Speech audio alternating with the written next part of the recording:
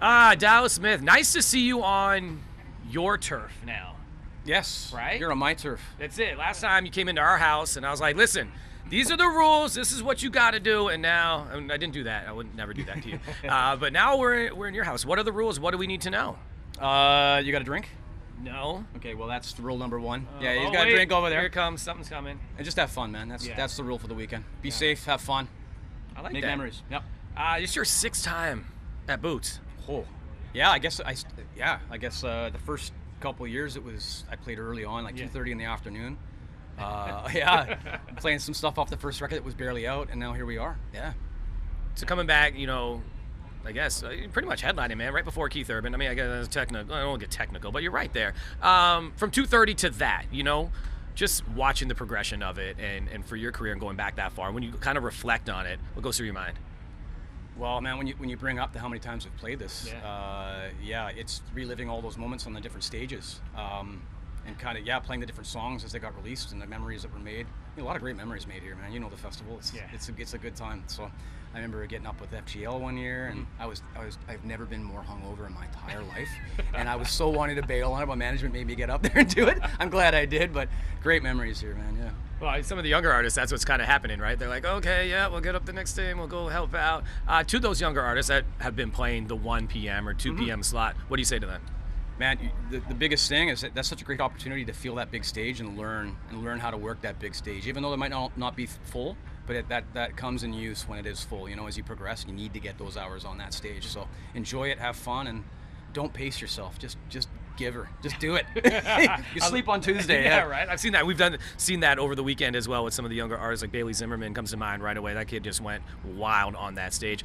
Yeah. Doing this a long time. Last time when you were in studio, we were waiting to hear about the CCMA nominations. 5 nods, man. Yeah, that's great, man. It's very cliche, but it's great to be invited to the party and still relevant, and people still care what I'm doing. And I've always said like CCMAs is a great opportunity to get up on the Canadian national level and show what you can do and meet all the other artists that we just see in passing at festivals like this, right? It's a great time. I don't think you can rank them or anything, but when you get something like an Artist of the Year nomination, where does that kind of stand compared to, when a song is getting recognized like you and Mackenzie Porter? Yeah, man. I used to really everybody knows, I used to really care about it, right? And get like quietly pissed off and competitive. I'm a pretty competitive guy. Yeah. But I've been fortunate enough to really just feel support for a while, and I go there and everything is just an icing on the cake. If I could win something, that's fantastic. If not, somebody else's turn, and release some new music, and hopefully it'll be me next year. Whatever. Like I said, man, I've been here long enough that it's just get what you can get out of the events, and just have fun with it. We talked about this in studio as well, about you staying in Canada. Everyone I've met this weekend is I'm from Nashville, or I moved to Nashville. Just kind of want to touch back on it. Why did you decide to stay at home? I had a son who's just turned 18, so previous marriage. He lives really close to me. Moving down to Nashville, even when I had deals and was asked to move down, was something I didn't even really debate. It was, it would be great for my career, but I'm not going to be able to sleep at night knowing that, I'm not part of my son's life as much as I want to, and that wasn't something I was gonna sacrifice for anything. So, and I think it's paid off for me because it gives me I'm true to myself. I'm true to like my life a lot. I didn't make that sacrifice, so I have a different perspective.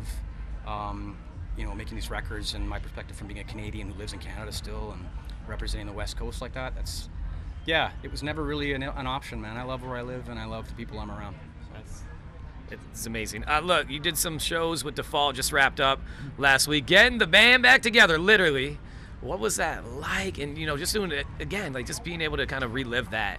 Well, talk about memories. There's so many festivals like this where we just, so many memories from first song was 22 years ago, something like that. So it's great. Those guys are my brothers. No matter how long I don't play a show with those guys or see them, everybody has those friends, right? You get back and it's just like old times and you didn't miss a beat. So it's like that's like that up on stage with us. And it was great to have the laughs and bring it up back to the old times and telling stories. It's a good time.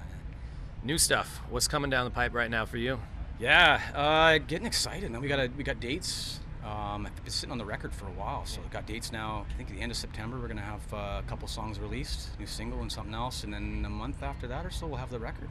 But that'll be officially announced Somewhat soon, but yeah, there you go. Okay. You got the unofficial official announcement right there. Friday, you dropped a couple acoustic tracks of songs from back in 2016. Yeah. Right? Live versions of this. Why those songs? Why Side Effects and Autograph? That was we did that as a release party at the 604 Studios, and it just the band. My band is like you'll see tonight. My band's fantastic. If you haven't seen the band play before, but just those songs, and it was the first time us really playing them as a band. It's the first time they really came to life as songs live. So I thought those recordings were fantastic, and why not when we're out here playing live, just kind of throw something else out there, just kind of show what we do. Yeah. Finally, this Boots and Hearts crowd for you. I know you kind of mentioned it off the top there, but getting out there, getting on this stage, what are you looking forward to the most? Everybody's singing back to me. I got so many video clips from this I just always look back to. I remember singing Lifted on the main stage. I think I was playing before Thomas Rhett, maybe. Yeah. Just goosebump stuff, man, looking back at those videos. So I'm hoping to recreate some of those moments with the fans, and man, it's electric up there, man. I went up there and it's empty during sound check. I saw your Instagram post, yeah. It just doesn't, it's such a weird feeling being out there and nobody's out there. It just seems completely empty. But to imagine what it's going to be like, 6 hours later with not a space to be stood in, it's pretty rad. Looking forward to it. I'm getting a chance to introduce you tonight. I don't know if you knew that. Oh yeah? You gonna be nice to me? Am I going to be? Of course. Okay, all right. Family. Okay, cool. I know because I went up yesterday too, and what you're talking about with the crowd. Yeah. When you're out there, do you lock eyes with people? Because I'm like sometimes because you just kind of it's a bit of a blur, but there's times when people are waving at you, they're going to get your attention. Yep. Do you take in that moment and kind of just react to that, or you just got to be like it's a blur and got to focus? I can tell, like it was one in Big Valley Jamboree. There was a girl who was singing a drop. And I locked in on her, and you could just tell that song meant a lot to her, and she was singing it to me harder than I was singing it to her. So I just kept trying to give it to her more, and it's great having moments like that, and the people watching. If you feel like people watching, it's epic. It's so great people watching, right? And everybody's just letting loose, and it is very much like that, locking eyes. I just like watching the crowds, what songs people are digging, and.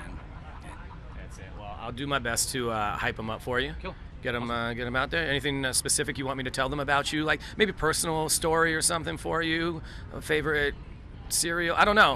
No. Just tell them to get ready. That's all. We've been looking forward to this show for a long time, and we've got it on the calendar, and we're here, and we're ready to go. Awesome. Good to see you as always, You as brother. well, buddy. Thank you. Appreciate you.